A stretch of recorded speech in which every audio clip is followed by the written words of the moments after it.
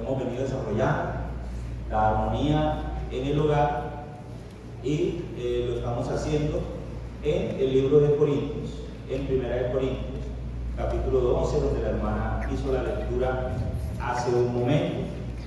Quiero hacer, como siempre, un breve resumen de lo que hemos visto hasta este momento. Esta es la tercera enseñanza con la misma temática.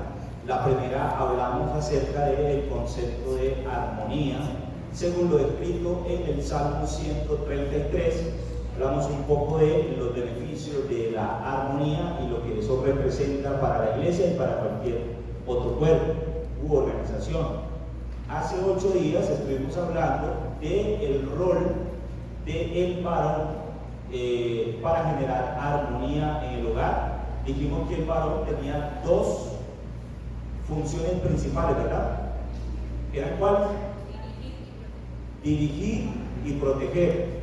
Ese aspecto de dirigir, basándose en la posición de cabeza que la Biblia le ha dado al varón y detallando un poco lo que es la función de la cabeza como director del cuerpo, haciendo la comparación con lo que es el cuerpo humano, porque así mismo lo relaciona la Biblia. La Biblia relaciona todo como un cuerpo, es la descripción perfecta de la armonía, la manera como funciona el cuerpo humano. Y en esa misma comparación, la Biblia relaciona al hombre siendo la cabeza y el resto del cuerpo se somete a la dirección que da la cabeza. Y la segunda función del varón, proteger, y esa protección está relacionada por un bienestar que se le debe proveer al ser protegido. Mencionamos 3, ¿verdad? ¿Sí? Mencionamos 3 características o tres ¿cómo podemos llamarlo? Tres sensaciones de bienestar que el hombre debería producir en la mujer que está protegiendo. ¿Alguien se acuerda cuáles son?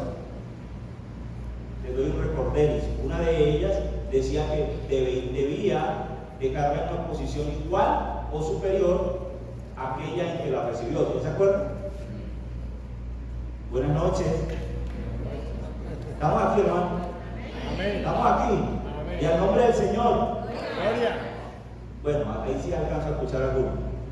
Entonces dijimos que habían 3 cosas importantes en la protección. Que aquel que protege se asegura de que el ser protegido, en este caso la esposa, esté en una posición igual o superior a aquella que la recibió, que la acerque a Dios y que el ser protector haga de esa otra persona una mejor versión de ella misma, una mejor persona. Entonces ese fue el rol del varón.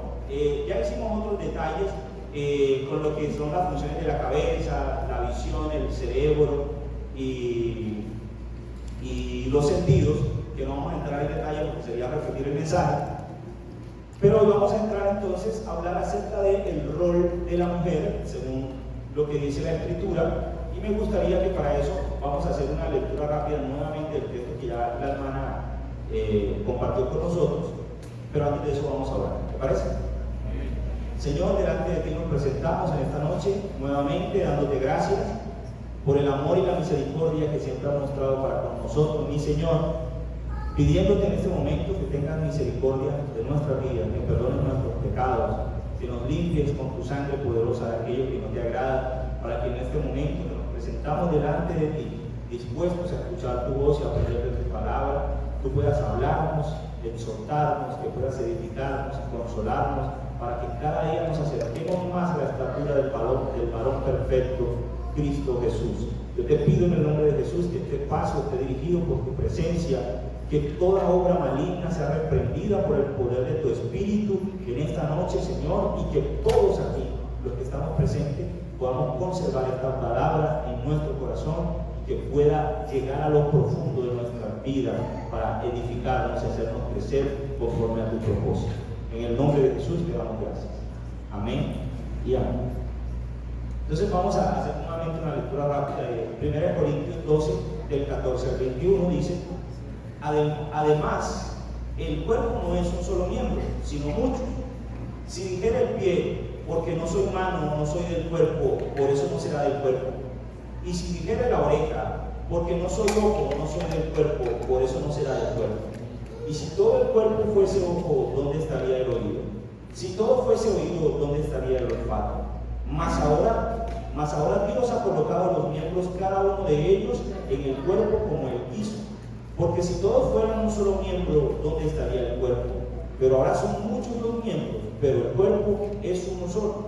Ni el ojo puede decir a la mano, no te necesito, ni tampoco la cabeza a los pies, no tengo necesidad de vosotros. Decía al principio que el mejor ejemplo que nosotros podemos encontrar de armonía lo escribe la Biblia, relacionándolo con el cuerpo, y hablando de la iglesia como organización y hablando de la iglesia como parte del cuerpo de Cristo. Es el mejor ejemplo de armonía que nosotros podemos encontrar. Y es precisamente la incomprensión de esta verdad bíblica que nosotros estamos leyendo en 1 Corintios lo que ha causado muchos conflictos en los hogares modernos hoy, porque no se ha asimilado el papel que cada uno de nosotros tiene en el hogar. La sociedad moderna se ha encargado de poner en competencia al hombre y a la mujer. Si usted se da cuenta, los medios de comunicación y todo lo que nosotros vemos a nuestro alrededor se ha encargado de incluir un vocabulario nuevo que tiende a dividir la sociedad en dos grupos, y no solamente se da en la familia. Si usted se va al ámbito político, hoy se escucha hablar de oligarquía, de élites, de ricos y de pobres, y eso ha creado una fragmentación y una división entre una clase social y otra. Si usted se va al tema de la sexualidad, hoy hablamos de la identidad de género y se han inventado palabras como la homofobia para referirse a todo aquel que no está de acuerdo con un comportamiento homosexual. Si hoy usted rechaza cualquier acto homosexual, inmediatamente lo califican de homofóbico. ¿Cuál es el propósito? Que con este vocabulario se empiece a crear discordia entre ambos grupos hasta que llegue un momento donde ciertas conductas sean aceptadas. Lo mismo sucede en la familia, con el movimiento feminista, y que es el movimiento principal que lucha por los derechos de las mujeres, que no es algo que esté mal, luchar por los derechos de las mujeres, sino que ha creado una competencia entre el hombre y la mujer. En lugar de seguir el conducto de lo que la Biblia dice, de ser complemento, hoy el hombre y la mujer son competidores. Y eso ha llegado incluso a los matrimonios cristianos, al punto que se utiliza el término machista para referirse a un hombre que quiere tomar su posición de hombre. Por eso en la iglesia, incluso en la iglesia, la mujer no se ha dado su posición según lo que dice la Biblia, y el hombre tampoco hace respetar su posición por miedo a ser catalogado de machista, porque eso es lo que nos ha enseñado la sociedad. Sin embargo, la Biblia enseña que para que un cuerpo funcione en armonía y de manera perfecta, cada uno tiene que respetar su papel. Cada uno tiene que seguir en orden tal cual como Dios lo ha diseñado. Si alguien tuviera algo que reclamar, ese reclamo se lo tendría que hacer a Dios, que fue el que designó el orden de cómo debería comportarse. Dios dijo que el varón sería la cabeza, pero entonces ¿cuál es el papel de la mujer? Eso es lo que vamos a ver hoy. A la mujer le corresponde, según lo que está escrito en la Biblia, dos funciones básicas y limitadas. Y vamos a irnos al vamos a leer varias citas bíblicas. La primera responsabilidad de la mujer, suena fácil pero no es tan sencilla, es sujetarse. Ay, hermano, yo sabía eso. Yo sé que usted lo sabía, pero vamos a ver qué tanto hemos comprendido lo que es la sujeción. Vamos a ir a Efesios capítulo 5, verso 22. Vamos a leer Colosenses capítulo 3, verso 18. Vamos a leer Tito capítulo 2, verso 5. Y vamos a leer 1 de Pedro capítulo 3, verso 1 y 5. Quien vaya teniendo la cita la va leyendo, por favor. Efesios 5, 22, Colosenses 3, 18, Tito 2, 5 y 1 de Pedro 3, versículo 1 y versículo 5. ¿Quién tiene Efesios 5, 22? ¿Sí? Las casadas estén sujetas a sus propios maridos, como al Señor. Estén sujetas. Fíjense que esa ¿Por qué yo quiero leer varios versículos de la sujeción? Porque hoy se ha propagado un pensamiento, y ese pensamiento dice que lo que sucede es que Pablo era un tipo egocéntrico y machista, y por eso Pablo le enseña a la iglesia que la mujer debe sujetarse al varón. Hoy se enseña eso, que esas enseñanzas de Pablo eran simplemente porque Pablo era un tipo machista, y otros dicen que eran unas enseñanzas solamente porque un problema que sucedió en Corinto. Pero resulta que Pablo le enseñó eso a todas las iglesias, y no solo Pablo, sino que también lo hizo Pedro. Por eso quiero que leamos todos los textos bíblicos. Primero, para entender que no fue un tema que Pablo le recomendó a una sola iglesia. Y segundo, que no fue Pablo el único que habló acerca de la sujeción de la mujer. ¿Qué dice Colosenses capítulo 3, verso 18?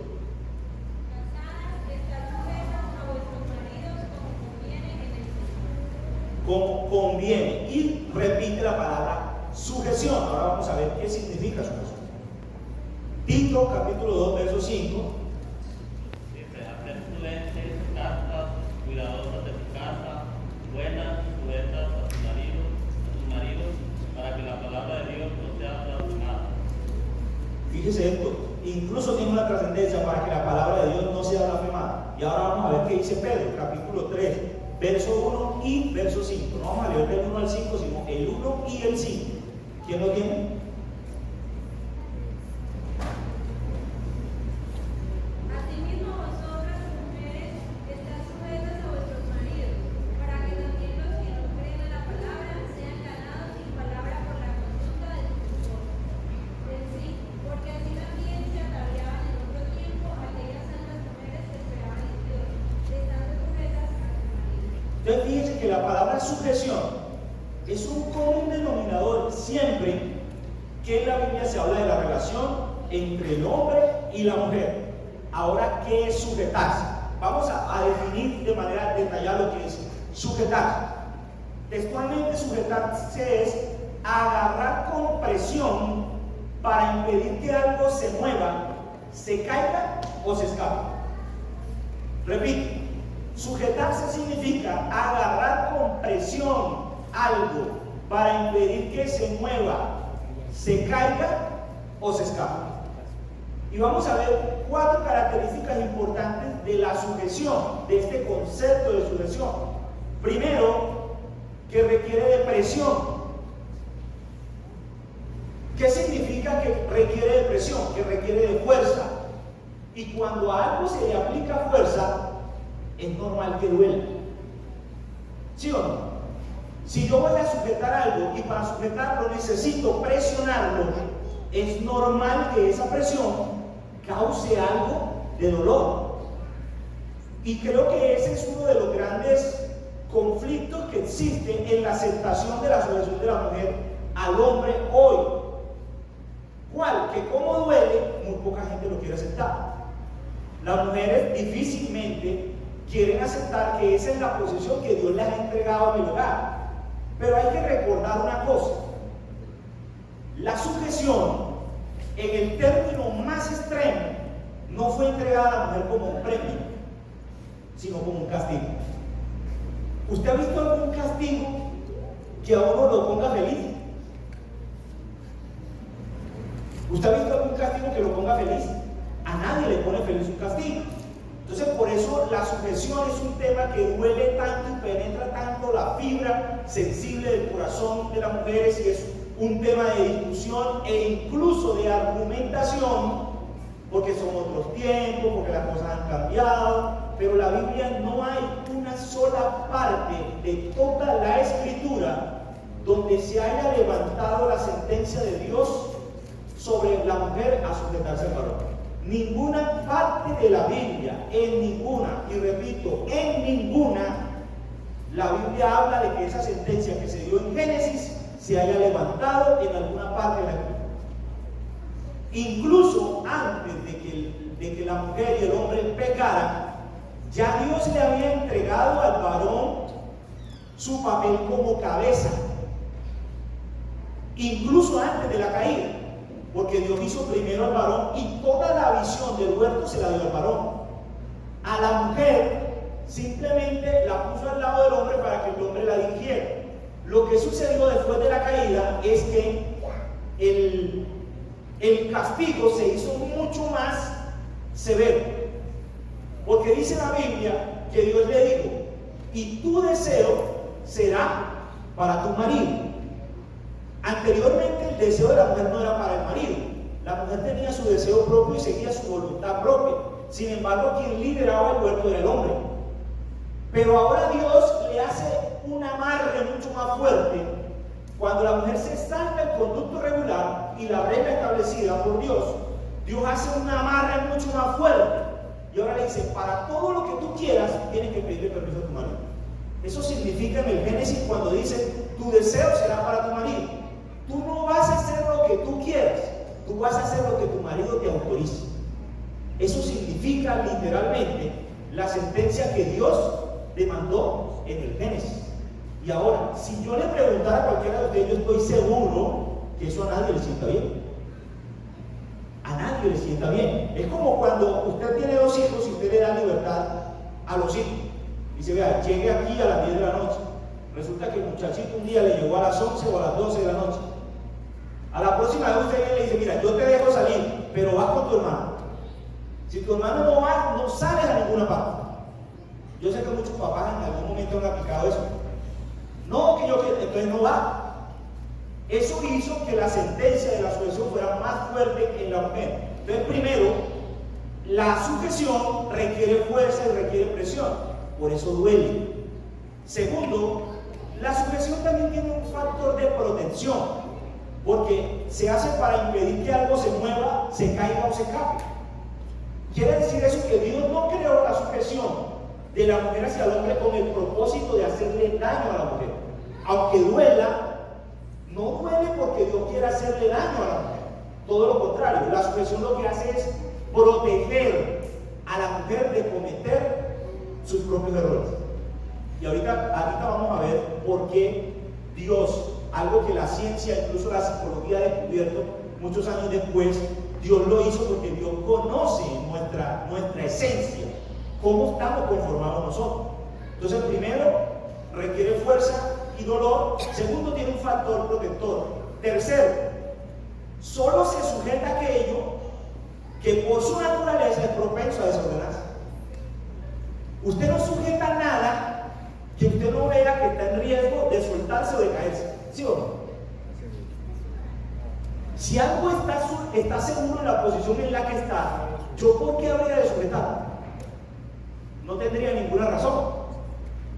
Entonces la sujeción nace para todo aquello que está en riesgo, aquello que por su naturaleza está en riesgo de soltarse o de desordenarse. Lo cual significa que el día que Dios le dijo a la mujer que se sometiera al varón, lo hizo para proteger a la propia mujer. Porque en su naturaleza, como lo demostró Eva, en su naturaleza está el seguir su propio camino. Como está en la naturaleza de los hijos, seguir su propio camino, a menos que exista una autoridad que le diga: no haga eso. Todos nosotros estamos sujetos a una autoridad. Todos. No hay nadie sobre la tierra que no esté sujeto a una autoridad. Los hijos están sujetos a la autoridad del padre. La esposa está sujeta a la autoridad del varón. Y el varón está sujeto a la autoridad de Cristo. Nadie está libre de autoridad. Entonces solo se sujeta a aquello que por su naturaleza está en riesgo de soltarse o de desordenarse. Repito, lo cual indica que cuando Dios hizo esto, conocía la naturaleza de la mujer y sabía Dios que una mujer sin autoridad puede incluso destruir un hogar. ¿Sabía usted eso? ¿Sabía usted que una mujer que propase la autoridad del varón puede llevar al acabose completo su familia? Miren, le voy a leer unos datos. Esto fue un estudio.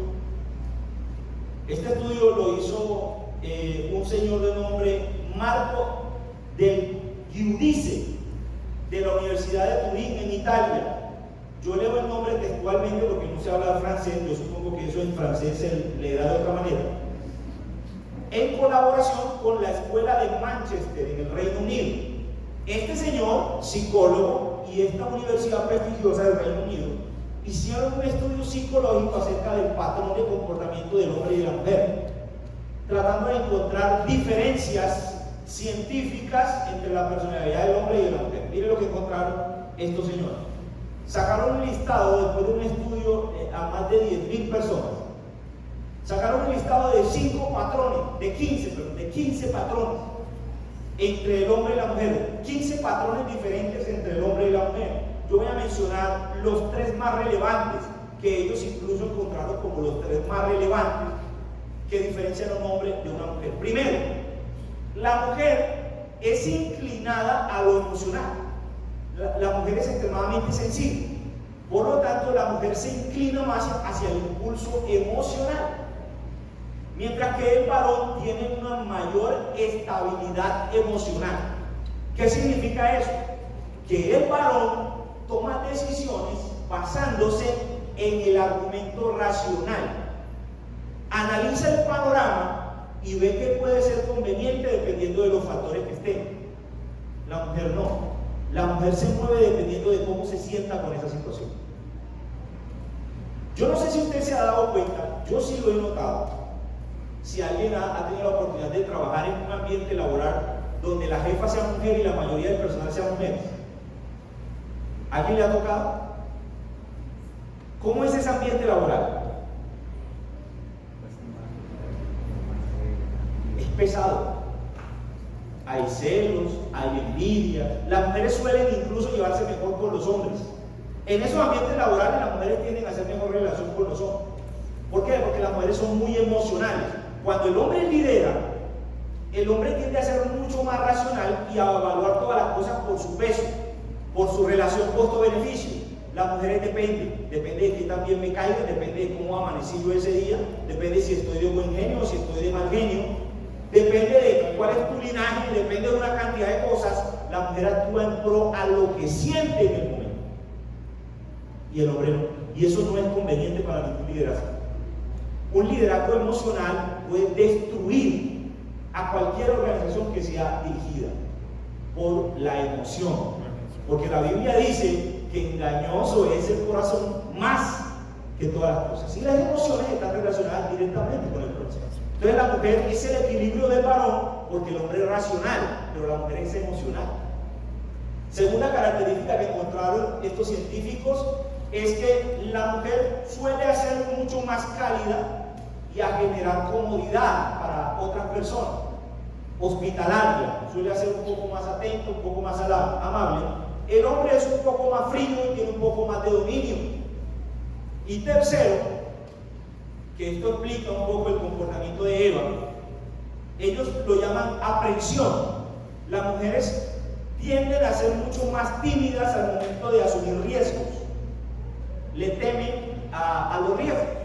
El hombre tiene un poco más de control sobre las reglas y el hombre tiene un poco más de respeto hacia las reglas.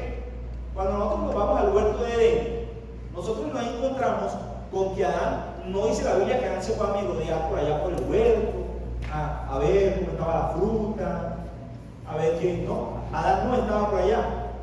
La que se fue a ver qué era lo que podía encontrar por allá fue Eva. Estaba vitrineando, como les encanta, ¿verdad? El hombre tiene un poco más de respeto, quizás por esa tendencia racional, un poco más de respeto hacia las reglas. La mujer es mucho más romántica respecto a las reglas. ¿Qué quiere decir que es mucho más romántica? Que empieza a cuestionarte por qué esa regla. Esa regla existe, pero ¿por qué a mí? Pero ¿por qué si yo puedo hacerlo de otra manera? ¿Por qué tienen que ser las cosas así? ¿Acaso yo no tengo derecho? ¿Acaso yo no puedo opinar? ¿Acaso es que yo soy menos persona? ¿Acaso es que él es más que yo? ¿Acaso es que esto y aquello? El hombre es más racional. Hay que hacerlo así, listo, lo hacemos así. Porque tiene un respeto mucho más profundo hacia la regla. La mujer tiene un respeto más profundo al romanticismo y al sentimentalismo. Y eso hace que cuestione muchas veces las autoridades que se le han establecido. Y esa es una de las causales fuertes de discusión en medio de los hogares. Cuando el varón dice, vamos a hacer esto, prepárese para una explicación minuciosa, detallada y exhaustiva de por qué se tiene que hacer eso. Los hermanos se ríen, saben de qué estoy hablando. ¿Por qué? Mi amor, porque lo vamos a hacer así, pero no me parece. Yo creo, y ahí se forma una discusión hasta que el varón dice así y punto. Fuera fin de la discusión, mínimo 3 días enojado. Es una tendencia emocional. ¿Por qué? Porque la mujer tiende mucho más a guiarse por cómo se sienta en el momento. Si no me gusta lo que siento en ese momento, lo expreso. Incluso cuando eso signifique pasar por encima una regla que me dice respeta tu autoridad. Eso, repito, ha sido uno de los detonantes fuertes de las discusiones en los hogares, porque para pelear se necesitan 2. Y cuando uno ya está dispuesto, para pelear nos falta hacer un paso. Entonces fíjense que cuando Dios hace o diseña esta regla de sujeción, ya tenía claro de cómo era el comportamiento o cómo era la estructura emocional y psicológica del hombre y de la mujer. Dios no se equivocó al definir quién se hacía cargo de cada cosa. Y una cuarta característica acerca de lo que es la sujeción. Si usted se fija en todos los pasajes que leímos de la sujeción, ¿a quién se le da el mandato de sujetarse? Fíjense que la Biblia no le dice al hombre, varones, sujeten a vuestras mujeres. ¿Cierto que no? Ningún pasaje bíblico dice, varones, sujeten a sus mujeres. Se dirige a quién? A la mujer. Y le dice, mujer, sujétate a tu marido. Lo cual indica que la voluntad de Dios es que la mujer se someta por obediencia y por voluntad propia, no porque el varón le exija que se sujete. Y ese es un problema que sucede cuando el hombre es carente de carácter. Si el hombre es carente de carácter, la mujer no se somete porque ella tiene más carácter que él. Entonces el hombre termina sujetándose a la mujer. No nos digamos mentiras, hay hogares donde la mujer manda. Y la mujer manda porque el hombre prefiere evitar la Tercera Guerra Mundial. Porque cuando él intenta imponer su autoridad, la mujer que tiene un carácter más fuerte y más explosivo termina imponiendo la suya. Yo le voy a decir una cosa con todo el amor del mundo, mi querida hermana. Usted un día va a tener que darle cuentas a Dios por eso.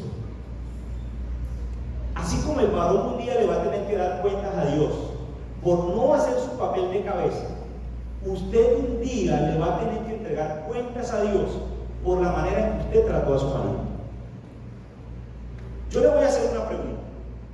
Lo que sucedió en el huerto es un simulacro de lo que va a suceder en el juicio.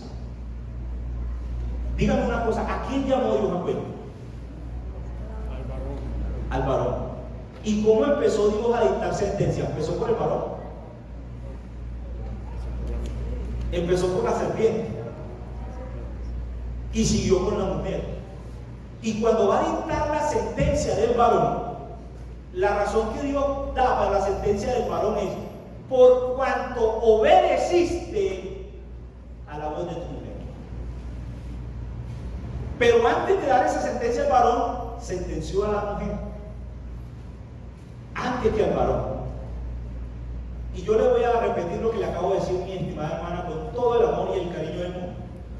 Por más que usted sienta que usted tiene un carácter, una visión, un propósito mucho más grande que su marido, usted un día le va a tener que dar cuentas a Dios por la manera en que trató a su marido. Y cuando lo haga, Dios va a llamar a su marido. Ven acá, dame cuenta de la casa. Sí, yo sé que muchas van a querer rendir cuenta. Señor, yo te explico eso porque eso lo manejaba era yo. Ven. Ahora usted me va a explicar por qué rayos usted manejaba eso. ¿Yo se lo entregué a usted? No, Señor, lo que... Y vamos a ver en otros versos de que es tan riguroso el mandato de sujeción de la mujer hacia el hombre que dice la Biblia que se tiene que sujetar como a Cristo. O sea, su varón, su esposo, en la casa, tiene la autoridad que tiene Cristo sobre el varón. Y de la manera en que la mujer honra, obedece y se sujeta a Dios, así mismo debe obedecer, honrar y sujetarse a marido. Entonces, ¿sabe usted que cuando usted no obedece a su marido, usted realmente está desobedeciendo a Dios? ¿Y sabe usted que eso se constituye en pecado? Porque dice la Biblia que todo aquel que sabiendo hacer lo bueno y no lo hace, le es contado. Entonces, yo creo que nosotros, los matrimonios, los casados, nos estamos tomando de una manera muy folclórica la relación que Dios nos ha entregado. Porque nosotros no hemos visto que nuestro hogar es una pequeña iglesia. Nosotros somos ministros de esa iglesia. Y cada uno de nosotros tiene un rol por el que tenemos que darle cuenta a Dios. Y esa partecita a nosotros se nos escapa y por eso cada uno hace lo que quiere. Porque cree que eso es aquí entre nosotros, entre confianza. Él y yo no tenemos confianza y nos hablamos duro y nos gritamos y nos pegamos porque eso es entre él y yo. No, señor. El hogar es un ministerio en el cual Dios ha puesto a dos personas, donde hay un contrato firmado, un pacto sellado, y cada uno tendrá que dar cuenta por la responsabilidad que tiene sobre ese pacto.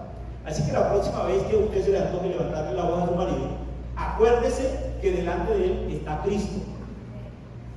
Lo que pasa es que él no tiene carácter. Delante de él está Cristo. Lo que pasa es que yo tengo una mejor visión que él. Griten, delante de él está Cristo. Imagínese cuando usted le quiera responder a su marido, imagínese delante de usted no a su marido, sino al Señor. Y pregúntese, ¿le hablaría yo así al Señor? Bien, vamos a ver entonces algunas características adicionales que tiene la versión que nos menciona Efesios. Vamos a irnos al libro de los Efesios, en el capítulo 5, versículo 24.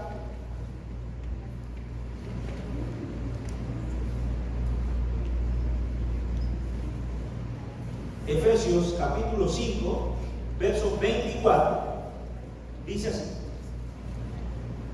así que como la iglesia está sujeta a Cristo, así también las casadas lo estén a sus maridos. ¿En qué?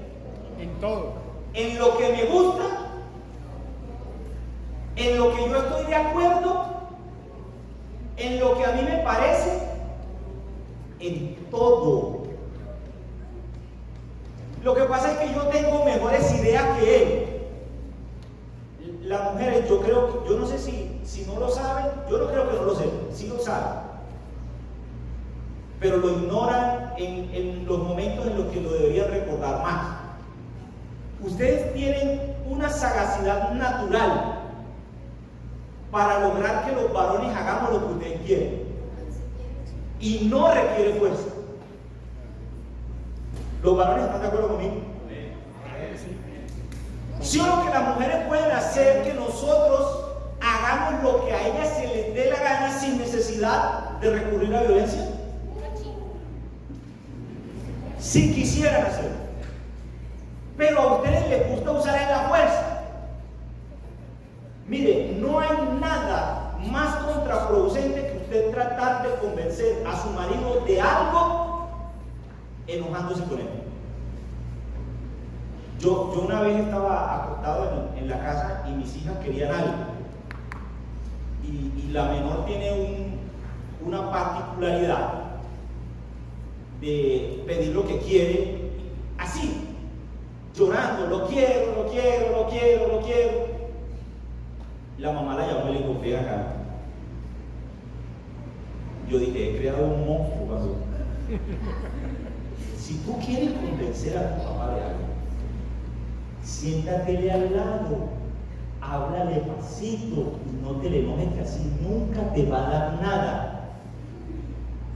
Espera que te calmes, te vas y te acuestas al lado de él y le hablas chiquitico al oído y verás que él te cede.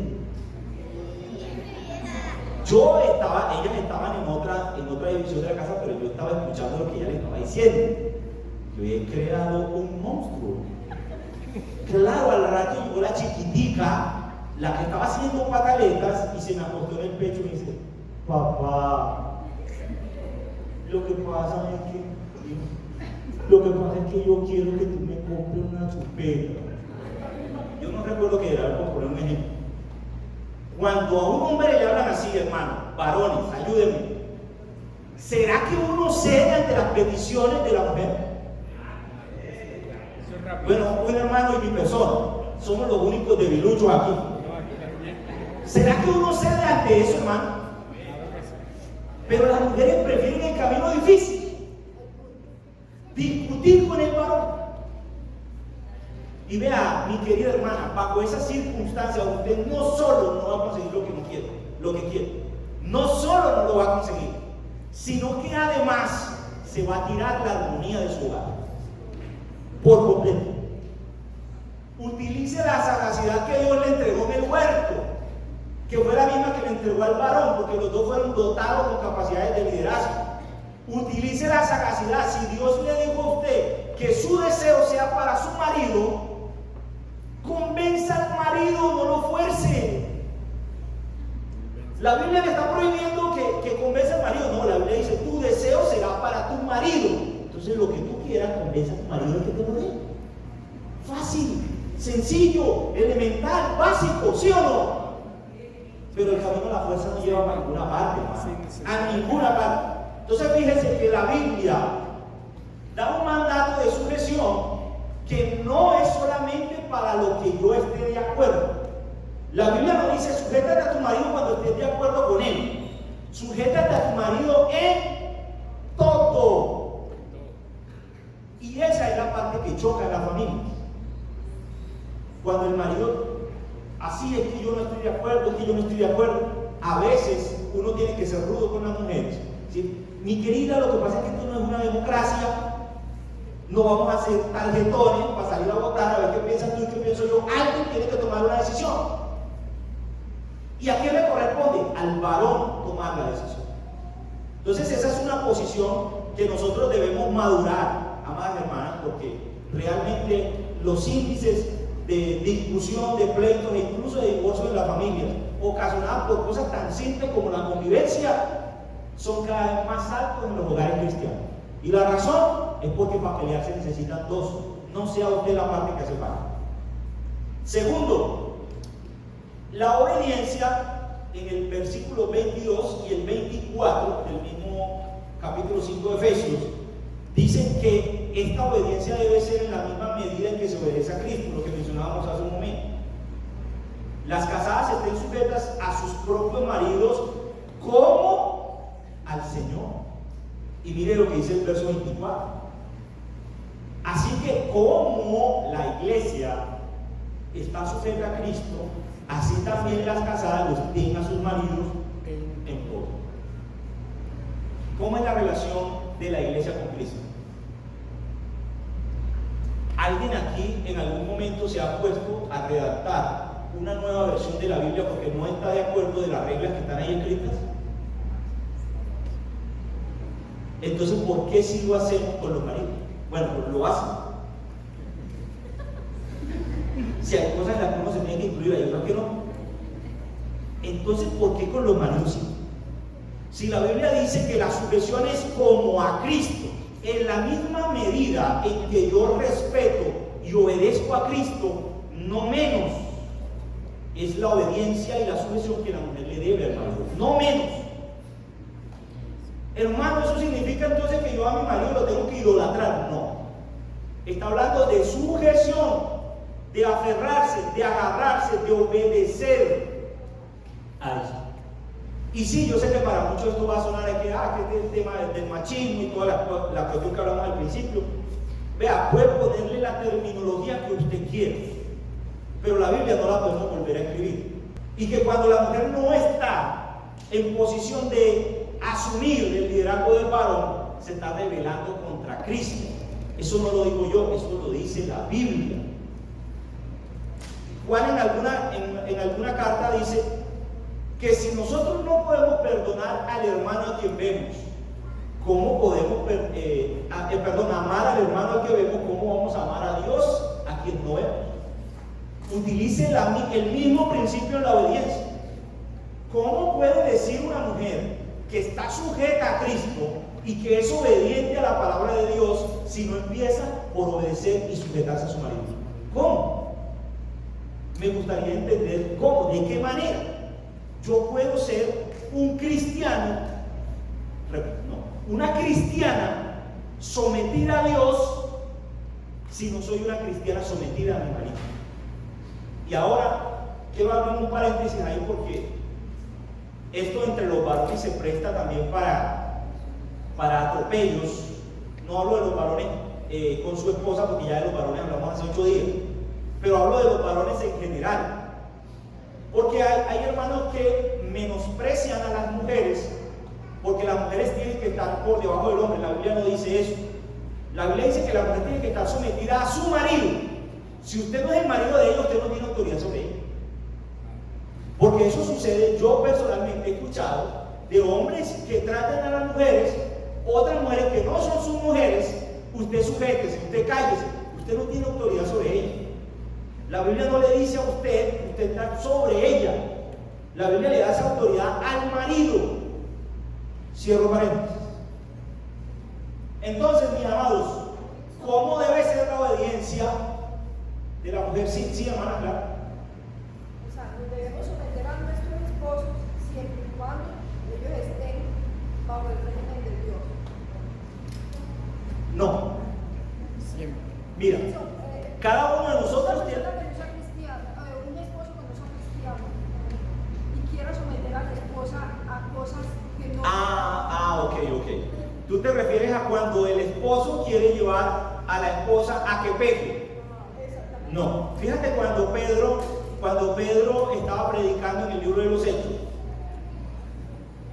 Ellos habían recibido el mandato de predicar el evangelio y el concilio llegó y les dijo: ustedes se callan y dejan de predicar el evangelio. Pedro, ¿qué les dijo? No podemos hacer eso, porque no es posible que nosotros obedezcamos más a los hombres que a Dios. Entonces existe un límite en la obediencia. Cuando la obediencia me lleva a mí a pecar contra mi Dios, yo estoy libre de esa sujeción, porque Dios está sujeto a sus propias leyes, ¿sí? Y yo estoy sujeto a Dios. Cuando te dije no de manera rotunda, es porque hay hogares donde el hombre no es cristiano y la mujer sí lo es. Pero el hecho de que ese varón no sea cristiano no le quita la autoridad que Dios le ha entregado en el hogar a él. Excepto en ese caso que acabas de mencionar, cuando el hombre quiere llevar a la mujer a pecar. Hay cosas, amadas hermanas, que también hay que manejar con mucha prudencia.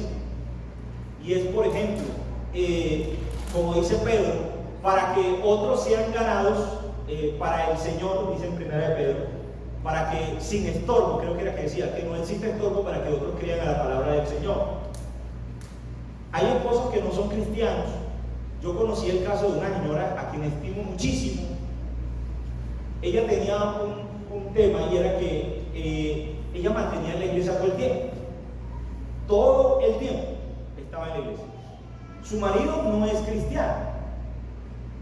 Y por más de una ocasión se le dijo: mi hermana, préstele atención a su marido. El marido trabajaba en fincas y venía, en minas, y venía de vez en cuando el marido estaba en la casa y en la iglesia había campamento, ella se iba para el campamento. ¿Por qué? Porque tengo que servir primero a Dios. Mi hermana, eso es un error, eso es un error, porque Él es tu cabeza. No, la hermana enamoradísima de Dios, lo cual está muy bien, pero desconociendo el principio bíblico. Es que el principio bíblico no está sujeto a que el hombre sea cristiano o no, es a que sea el marido. Acto seguido, para resumir el cuento, él se buscó otra. Y ahora que se buscó otra, ella lo persigue por fincas y minas, donde él ya no va a la iglesia, sino que no se apartó del evangelio, sino que vive persiguiendo porque ahora quiere estar cerca de él. Y él, ahí donde ella va, ahí tiene a su amante, ahí, y no echa la mano, echa la esposa y dice: vete, que yo estoy con ella. Y ella dice: no me voy, aquí me quedo. Y ahora sí quiere que la iglesia ore por ella, y ahora sí, hermano, ayúdenme en oración, y ahora sí ayúdenme a recuperar a mi marido. Sí, podemos orar, pero eso es un acto de imprudencia. Porque por más que él sea inconverso, sigue teniendo la autoridad de Dios como marido. excepto, valga la aclaración, cuando él me dice, es que yo te ordeno que nos vamos a pegar una borrachera al pavonal. Espérate ahí, ¿cómo así? No, hasta allá no llega la sujeción, porque esa sujeción me está llevando en desobediencia a Cristo. Muy bien, muchas gracias, mi amado hermano. Entonces, segundo aspecto, ya vamos a terminar. Segunda responsabilidad del rol de la mujer para con el varón se llama respeto. Dice, vamos a leer Efesios capítulo 5, verso 33. Respeto. Dice, por lo demás, cada uno de vosotros ame también a su mujer como a sí mismo, y la mujer respete a su marido. ¿Hay una diferencia entre el respeto y la sujeción? Sí. Hay una diferencia marcada entre el respeto y la sujeción. Vamos a definir literalmente lo que es el respeto. Dice, sumisión que conlleva a obedecer sin ofensa o daño. Sumisión que lleva a obedecer sin ofensa o daño. Esta palabra hoy es ofensiva. Cuando entonces tú quieres que yo sea una mujer sumisa. Sí. Sí, hermano, eso es lo que dice la Biblia. Lo siento, yo sé que no es lo que queríamos oír, pero eso es lo que dice la Biblia. El respeto es una sumisión. No estamos en el Antiguo Testamento, pero el mejor ejemplo de sumisión lo mostraban las mujeres del Antiguo Testamento, como dice Pedro, cuando al dirigirse a su marido le decían, mi Señor. ¿Qué significa eso de mi Señor? Lo que tú mandes. Y encuentren en el Antiguo Testamento hogares con problemas de armonía. Tenían otro tipo de problemas, pero encuéntrenme hogares con problemas de armonía.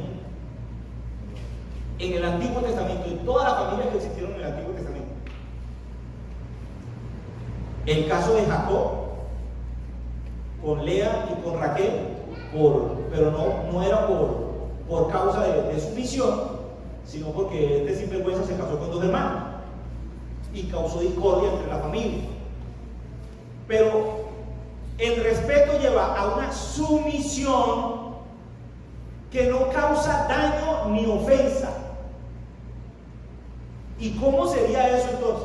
Porque es que la esposa puede decir, mira mi amor, el esposo dice, mira mi amor, vamos a hacer esto y tú mandas, no. Tú eres el marido, bien. Yo le pregunto, ¿está obedeciendo? Sí, ella obedeció, pero está respetando. ¿Respetó al marido? Yo le hago una pregunta a las mujeres, no me la van a responder a mí. Usted se la va a responder a usted mismo. ¿Cómo se siente usted cuando usted le da una orden a su hijo y su hijo la cuestiona a usted?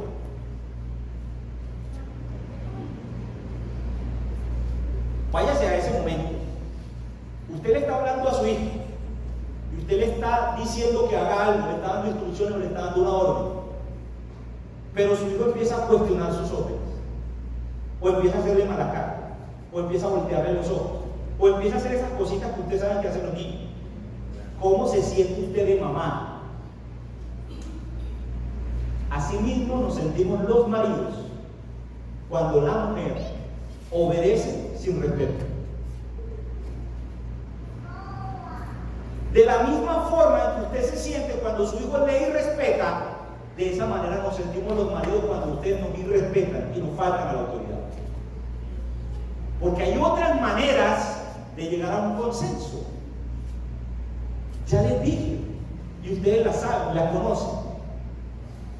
Pero preferimos el camino difícil. Entonces no es lo mismo obedecer que respetar. Cuando yo respeto, entiendo, asumo, me apropio de la autoridad de él sobre mí y la acepto con amor. Esa es la parte más difícil. Aceptar que Él tiene más autoridad que usted.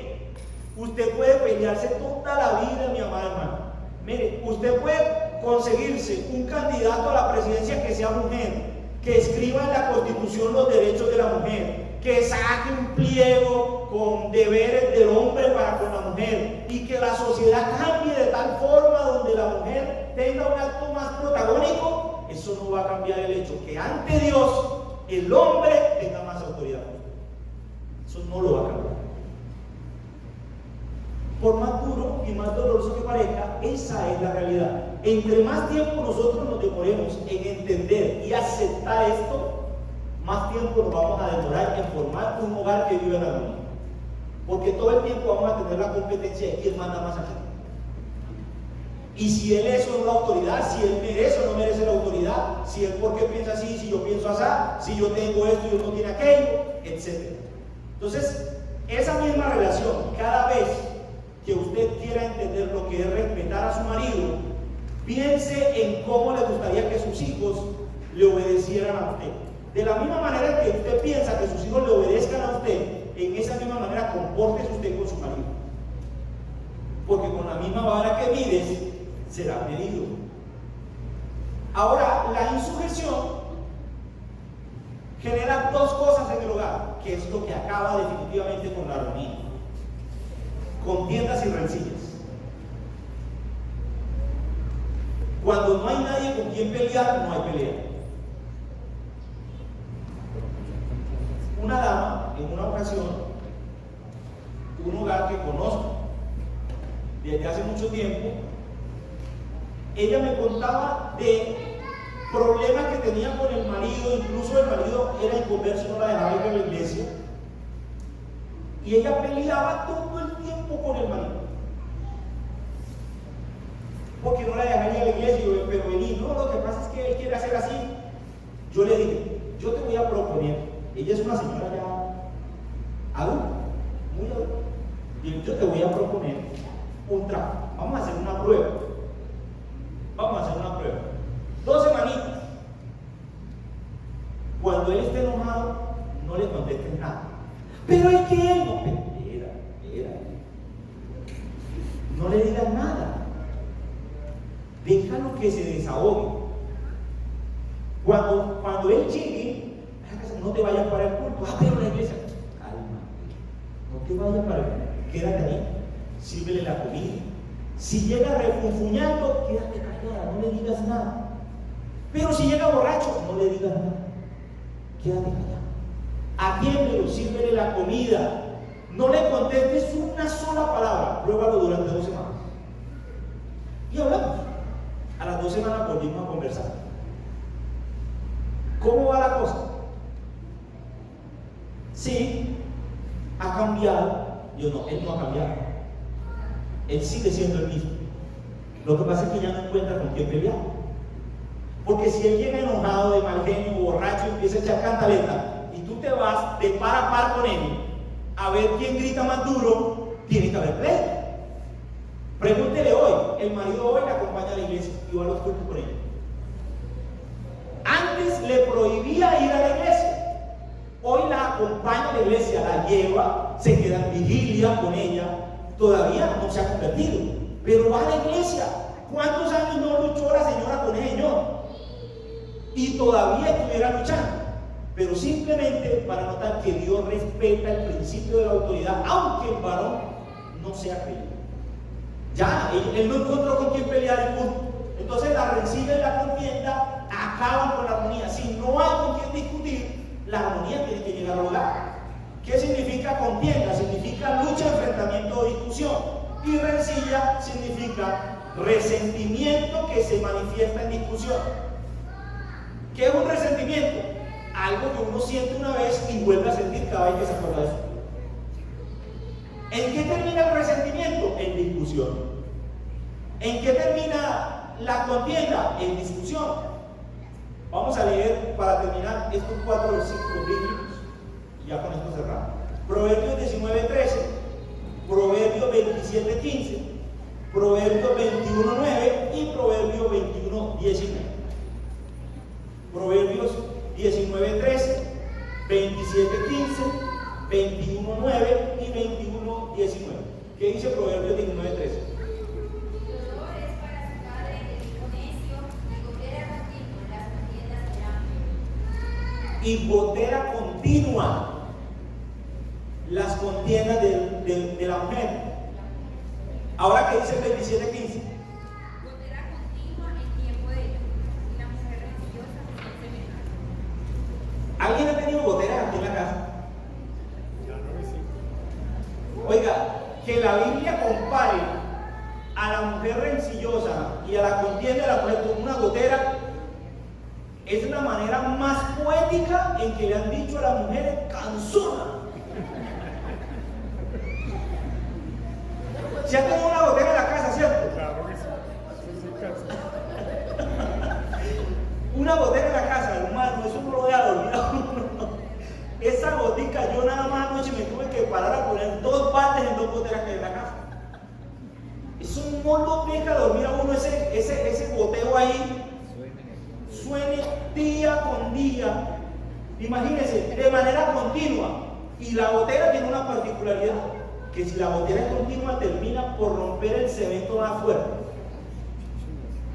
Si una gotera cae aquí de manera continua, durante un tiempo termina rompiendo la baldosa por fuerte que sea la baldosa. Y eso, con eso compara la Biblia la mujer que genera contienda y rencilla en el hogar. En otras palabras, la mujer que genera discusión en el hogar.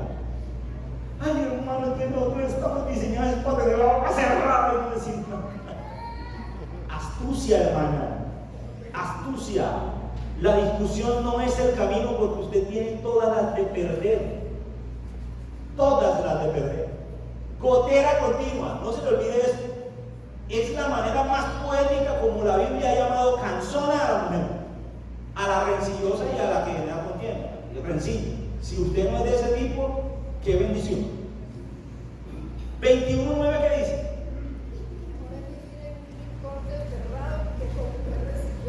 ¿Cómo? Mejor es vivir en un rincón del terrado que con mujer rencillosa en casa espacial. Oiga, es mejor no mudarse para el techo, para la plancha, a las 2 de la tarde y acostarse allá que meterse en el kiosco de una mansión con una mujer rencillosa. Para que dimensionen lo que es para el hombre una mujer que todo el tiempo esté insujeta, desobediente, con cantaleta y con discusión. Ay, ¿Usted imagina eso, que uno prefiera vivir en un terrado que en una casa grande? ¿Y qué dice el último versículo, el 21:19? Mejor es morar en tierra desierta que con la mujer rencillosa e iracunda. O sea, mejor nos vamos a vivir en un desierto. Fíjense cómo la Biblia compara a lo que siente el hombre cuando en su hogar se encuentra una mujer que discute por todo. Por eso es que los hogares se quedan desiertos. Sí, pero es que lo que pasa es que yo una mujer buena y que una cosa y que la otra y que ta. Pero no se sujetaba. Tarde que temprano, como la gotera, termina siendo que el varón se ahoga. Gracias a Dios, aquí no hay hermanas así. ¿Cierto, hermano? Gracias al Señor. ¿Cierto, hermana, que no hay hermanas aquí así? Muy bien. Gracias al Señor. Había. Bueno. Este pensamiento para terminar, mis hermanos. Cuando la mujer se somete a su marido como lo hace a Dios, no existe en el hogar lugar para el pleito. Cuando la mujer se somete a su marido como lo hace a Dios, en el hogar no existe lugar para el pleito. Porque para pelear se necesitan dos. Amén. ¿Alguna pregunta?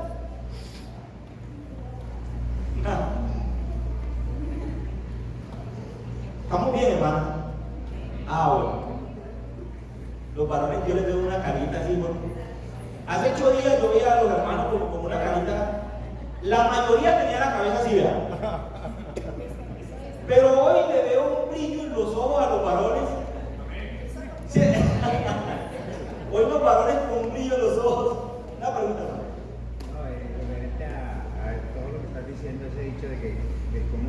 que mujer que no moleste no es mujer. Eso es un conformismo como para justificar el bajo carácter. Claro. Gracias a Dios nosotros tenemos la escritura que nos moldea, nos transforma y nos pule hasta llegar a la estatura del varón perfecto, porque tanto hombres como mujeres todos tenemos mucho que pulir. Todos tenemos mucho que pulir. Amén.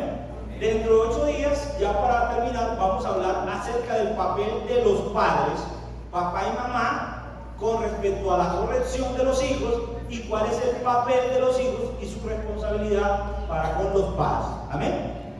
Vamos a dar gracias al Señor. Dios, muchas gracias por este tiempo. Gracias.